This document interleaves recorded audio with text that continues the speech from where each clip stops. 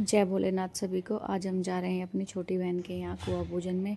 मेरी दोनों बहनें भी आ गई थी और फिर हम सब बैठकर निकल गए। थोड़ा सा लेट हो गए थे, नाश्ता हमारा निकल गया था, लेकिन हम खाने के टाइम पर पहुँच गए। हम सारी बहनें मिलकर खाना खा रहे थे। तभी हमारे जिया जी आए और बोले कि इस लड्डू और रसगुल्ले तुम्हें ख़त्म करने पड़ेंगे, लेकिन हमारा पेट भर चुका था। फिर हमने सारी सालियों ने मिलकर एक एक रसगुल्ला एक एक लड्डू उन्हीं पर ख़त्म करा दिए और खूब हंसी मजाक किया बैठकर।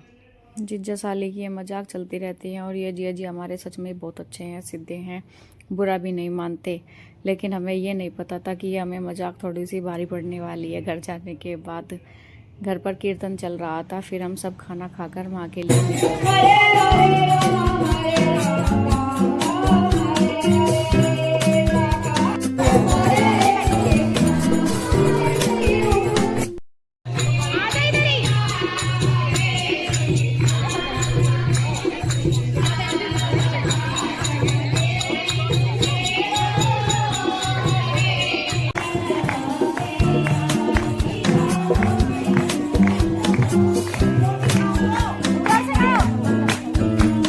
तरफ डांस और कीर्तन चल रहा था और दूसरी तरफ देखो अपना बदला पूरा करने के लिए रसगुल्लों से भरी प्लेट लेकर आए जिया जी।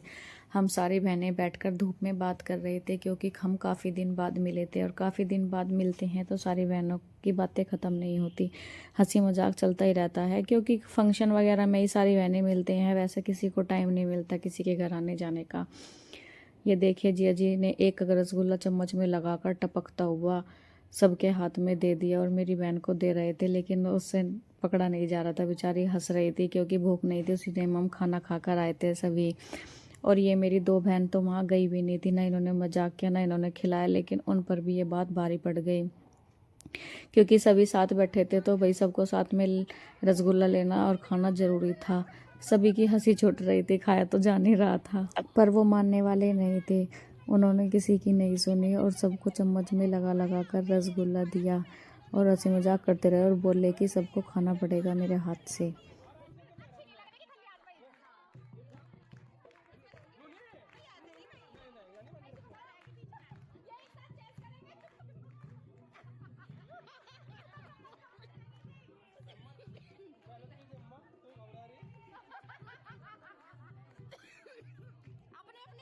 वहाँ पर खिलाने की शुरुआत मैंने ही की थी, तो वो बोले कि आपको पूरा रसगुल्ला खाना पड़ेगा। मैंने पूरा रसगुल्ला खा भी लिया, लेकिन मेरी बहनों ने इतनी हंसी छुटवा दी, मुझे खाने भी नहीं दिया और बोली दीदी अब हंस कर दिखाओ, बात कर दिखाओ। लेकिन मैं बोलती कैसे, मेरे पूरे मुंह में रसगुल्ला था, मुंह भी नहीं चल रहा था मेरा। और वो चम्मच भी मेरी खाली हो गई, मुझे भारी पड़ गई। एक और रसगुल्ला दे दिया मुझे कि अब फ़ोटो कराओ सारे मिलकर। फिर हम सब ने एक रसगुल्ला चम्मच में लगाकर फ़ोटो कराए। इधर हमारे भैया भाभी की एनिवर्सरी थी, तो हम सब ने मिलकर उनको केक कटिंग कराई और बहुत सारी विशेष दी। भोलेनाथ इन दोनों की जोड़ी को हमेशा सलामत रखे। और फिर हम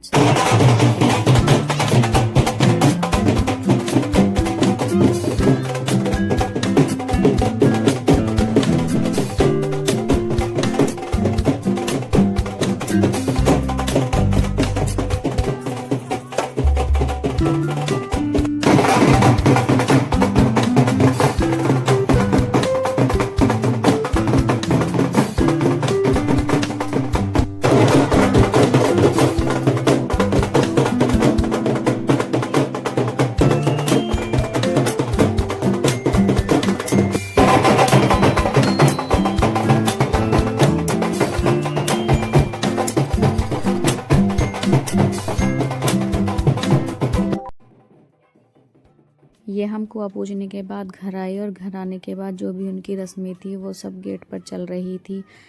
फिर अंदर आने के बाद ढोल वाले को अंदर बुलाकर सभी बहनें डांस करेंगी। मुझे तो डांस नहीं आता, लेकिन मेरी सारी बहनें बहुत अच्छा डांस करती हैं।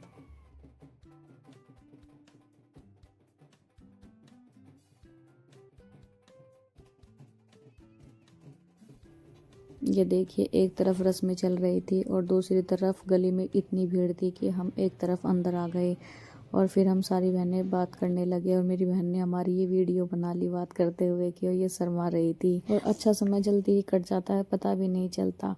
हम सारी बहनों को पूरा दिन कैसे चला गया हमें पता ही नहीं चला और चलने का समय हो गया। ये देखिए अब इनकी पूजा खत्म होने के बाद सब अंदर आ रहे हैं और ढोल वाले को अंदर बुलाकर डांस चलेगा। इनका काफी बड़ा परिवार है और जब कुछ फंक्शन होता है तो बड़े परिवार में ही बहुत अच्छा लगता है।